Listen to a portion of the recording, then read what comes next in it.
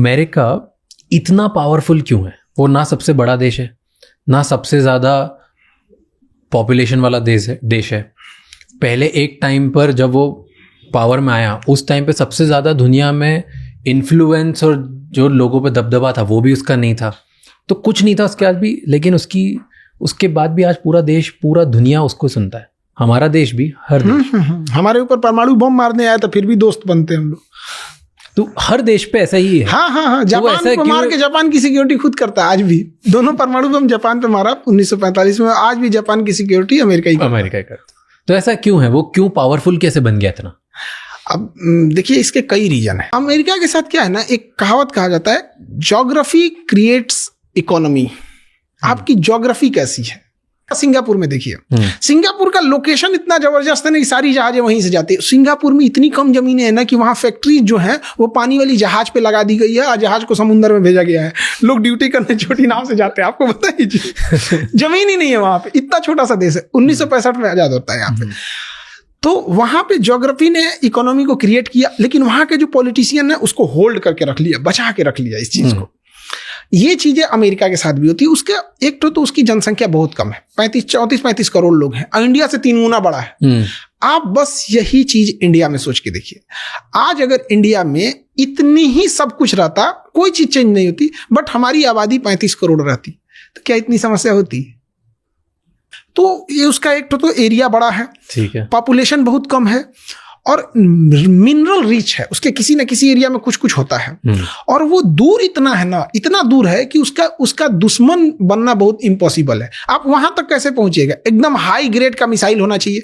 अब अमेरिका ने सबसे अच्छी चाल क्या किया, उसने अपनी इकोनॉमी को होल्ड करने के लिए पॉलिटिकल पावर का बहुत इस्तेमाल किया। जैसे वो हर नियम बनाता है जो आप अमेरिका तक नहीं पहुंच सके। जैसे 300 किलोमीटर से ज्यादा मारक क्षमता की आप मिसाइल नहीं बना सकते हैं, परमाणु बम नहीं रख सकते हैं, बड़ी नेवी रखने नहीं देगा, यूरेनियम, उसे पता है कि सबसे खतरनाक चीज यूरेनियम है, तो एनएसजी बना दिया, न्यूक्लियर सप्लायर ग्रुप। इंडिया भी उससे बाहर है, आप यूरेनियम नहीं रख सकते।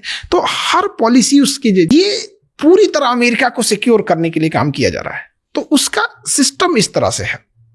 और गौर करके देखिएगा आप, अमेरिका में कौन जाके बसता है? जो अपने अपने देश के टॉप पैसे वाले लोग थे, टॉप ब्रेन वाले थे, टॉप एंटरप्रेन्योर थे, वो जाके अमेरिका में बस रहे। क्या ये इंडिया में पॉसिबल है? नहीं। यहां पर तो ये हाल हो जाएगा कि लखनऊ का आदमी जयपुर में बाहरी हो जाता है। और फिर जब वो इतनी दूर है तो दुनिया उसकी सुनती क्यों है?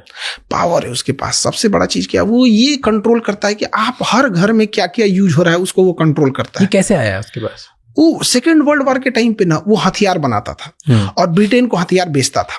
और सेकेंड वर्ल्ड वॉर के पास पूरी दुनिया में डर का माहौल हो गया कि हमारा पैसा लूट जाएगा, हमारा सोना लूट जाएगा। तो सारे देशों ने ना पैसा और सोना लेके रख दिया अमेरिका के पास। अब अमेरिका को लग गया कि सोना देना नहीं है इसको, अब क्या करें? तो इसके लिए उसने एक डॉलर कूटनीति लाई। उसने कहा ना कि आपको जो चीज खरीदना है, हथियार खरीदना है ना, हथियार खरीद लीजिए, लेकिन पैसा डॉलर में लीजिएगा। तो सोना रखा था, डॉलर छापने में क्या जाता है, डॉलर छाप छाप के दे रहा था।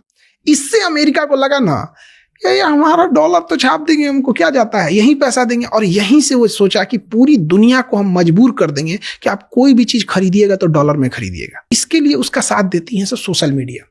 हर घर में सोशल मीडिया है, ट्विटर उसका, फेसबुक उसका, हर चीज पर उसका अपना कंट्रोल है। और वहां से वो नैरेटिव सेट करता है। पहले उस देश की इकोनॉमी चौपट करेगा, वहां महंगाई लाएगा। अमेरिका टिकता है क्योंकि उसके पास पैसे हैं, और पैसा तब तक है जब तक दुनिया व्यापार कर रही है, और डॉलर में करेगी।